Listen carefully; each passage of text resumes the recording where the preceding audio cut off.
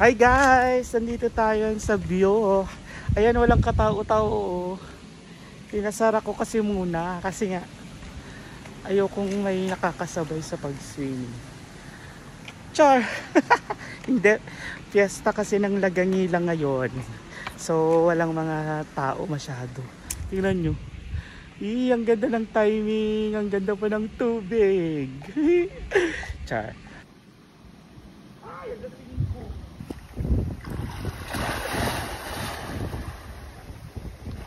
Hello mga kacharot! So nakalibre na naman tayo ng swimming. Char! Alam mo yung nakakainis kasi gusto mo namang magbayad pero ayaw nilang tanggapin.